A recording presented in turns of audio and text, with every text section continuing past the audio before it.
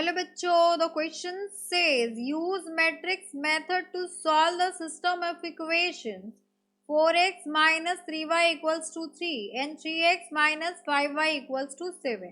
सो यहाँ पर हमें मैट्रिक्स मेथड का यूज करके इसे सॉल्व करना है।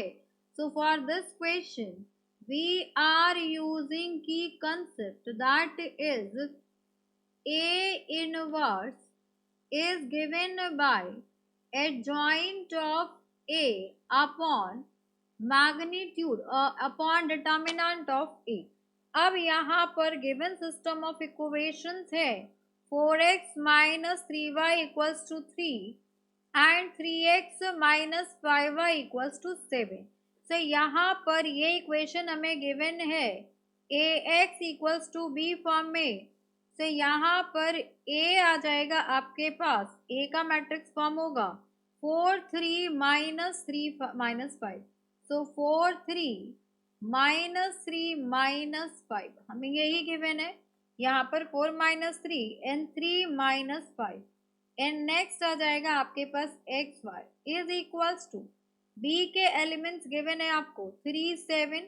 तो ये हो गया आपके पास 3 7।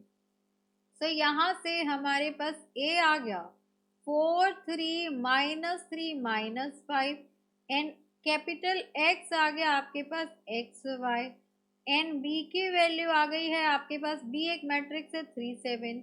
देन यहाँ से पहले हम magnitude of determinant of A find out करेंगे।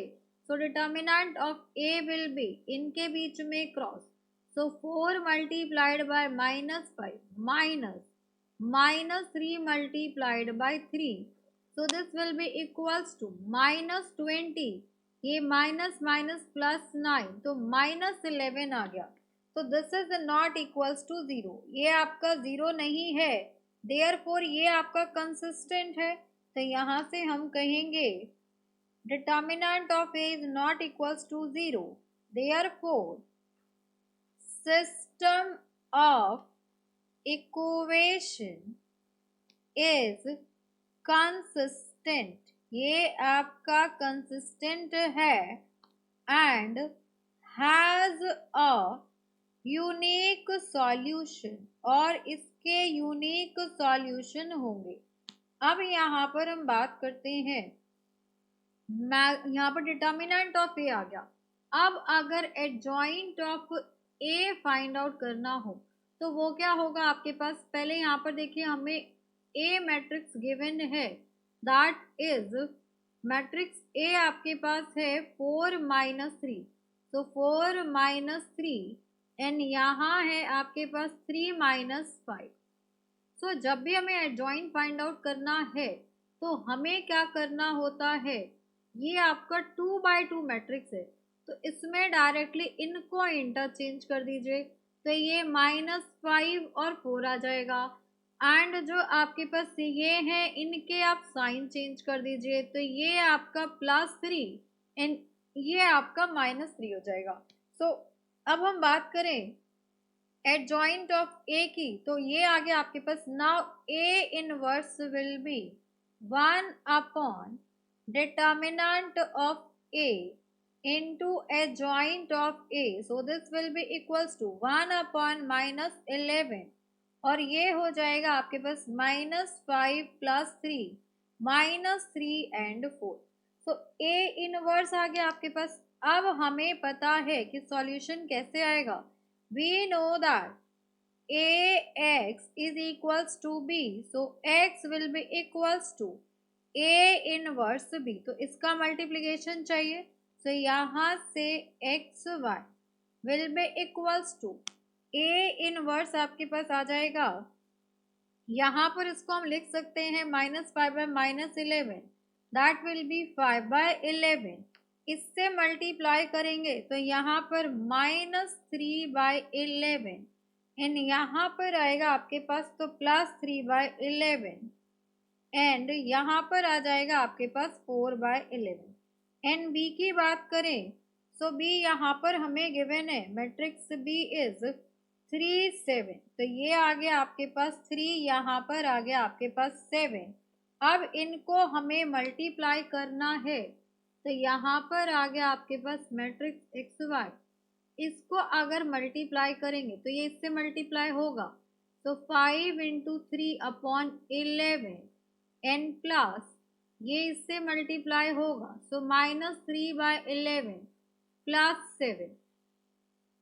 इससे हमें मल्टीप्लाई करना है, ये +7 नहीं होगा, मल्टीप्लाइड बाय 7। देन यहाँ पर करें तो ये हो जाएगा आपके पास 3/11 multiplied by 3 plus 4/11 multiplied by 7। सो अब इसको हम सॉल्व करते हैं, यहाँ पर माइनस साइन नहीं है तो उसको हटा लेते हैं। सो फर्दर सिंप्लीफाई करेंगे तो ये आपका आ गया X Y and this will be equals to 15/11 -21 ये हो जाएगा। देन इसको थोड़ा सा और कर लेते हैं बिकॉज यहाँ पर स्पेस नहीं है, तो ये हो जाएगा आपके पास। फाइनली सॉल्व कर लेते हैं, 5 3 ज़ा 15 एंड 3 7 ज़ा 21, तो 15 - 21/11 हो जाएगा।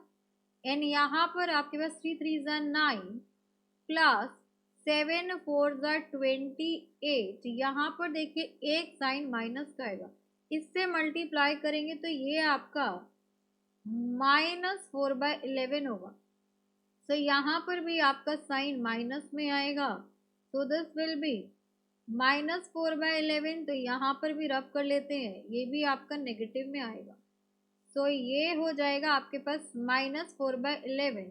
सो 3 3 ज़ा 9 -28/11, so this will be equals to, यहाँ पर आ गया आपके पास 6 -6/11 और ये वैल्यू कितनी आ जाएगी -19/11। तो यहाँ से x will be equals to -6/11 and y will be equals to -19/11. So for this question, this is our required answer. Hope you understood it very well. Thank you so much. Best of luck.